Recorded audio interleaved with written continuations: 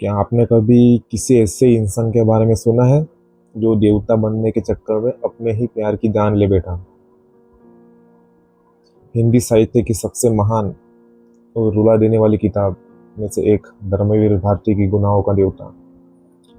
ये सिर्फ एक लव स्टोरी नहीं है, बल्कि इस बात का कड़वा सच है कि जब प्यार में हद से ज़्यादा आदर्शवाद और त्याग आ जाता है तो कैसे तबाही लाता है। अगले 10 मिनट में हम इस अमर कहानी के हर उस पात्र को पलटेंगे जो आपके दिल को छू जाएगा। वीडियो को अंत तक जरूर देखना, क्योंकि इसका अंत आपको बहुत गहराई से सोचने पर मजबूर कर देगा। कहानी की शुरुआत होती है इलाहाबाद यूनिवर्सिटी से।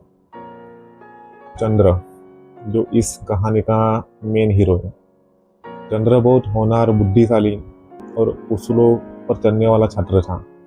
उसके लिए नैतिकता और आदर्श ही सब कुछ है।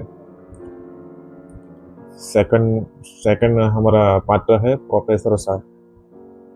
चंद्र अपने प्रोफेसर साहब का बहुत सम्मान करता है और उन्हें अपने पिता जैसा मानता है।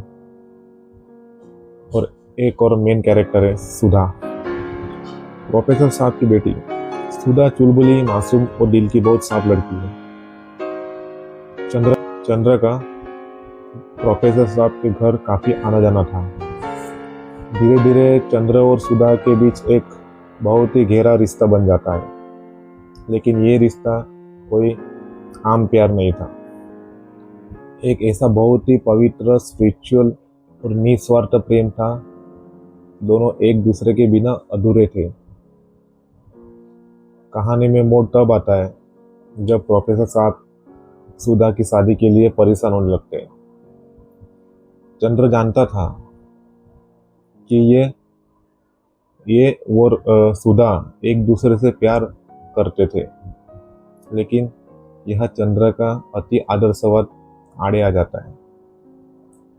चंद्र सोचने लगता है कि अगर वह सुधा से शादी की बात करेगा तो प्रोफेसर साहब सोचेंगे कि उसकी दया और प्यार का गलत फायदा उठाएगा।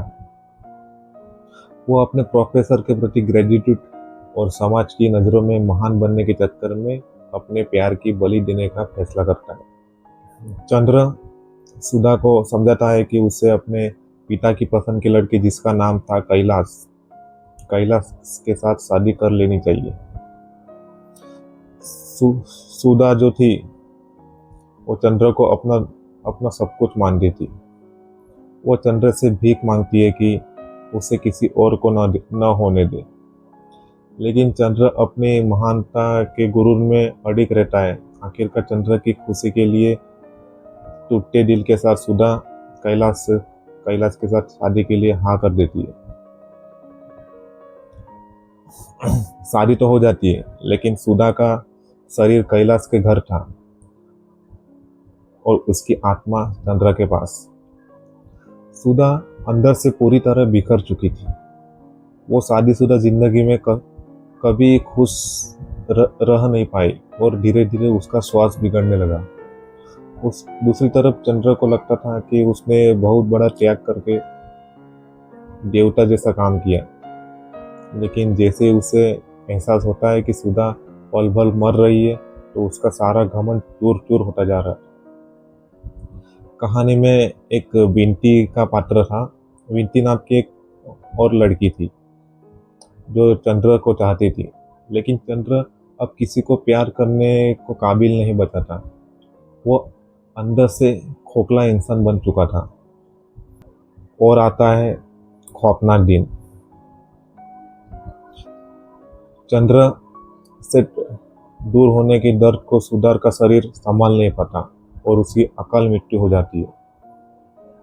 जब चंद्र को सुधा की मृत्यु खबर मिलती है तो उसकी पूरी दुनिया तबाह हो जाती है। अब सबसे बड़ा सवाल, किताब का नाम गुनाहों का देवता क्यों रखा गया? चंद्र पूरे समाज की नजरों में एक देवता था, एक ऐसा इंसान जिसने त्याग किया, अपने सिद्धांतों को चुना, खुद को महान साबित किया। लेकिन असलियत क्या थी?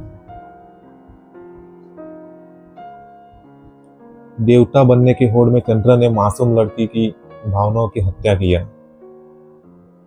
उसने प्यार को स्वीकार करने के बजाय अपनी ही महानता की ईगो को चुना।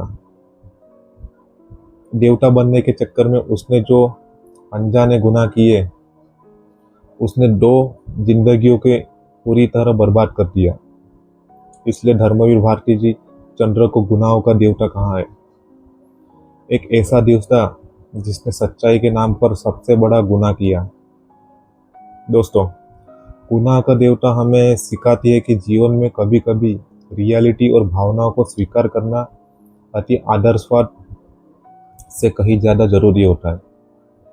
हद से ज़्यादा त्याग कभी कभी महानता नहीं बल्कि सिर्फ विनाश लाती है। अगर आपने ये बुक पढ़ी है तो चंद्र के इस फैसले के बारे में आपकी क्या राय है? क्या चंद्र सच में महान था या वह सिर्फ अपनी झूठी महानता का शिकार हुआ? अगर आपको ये कहानी वीडियो पसंद आई हो तो इसे लाइक करें, अपने दोस्त के साथ शेयर करें और चैनल को सब्सक्राइब करना ना भूलें। मिलते हैं अगले वीडियो में एक नई कहानी के साथ। धन्यवाद।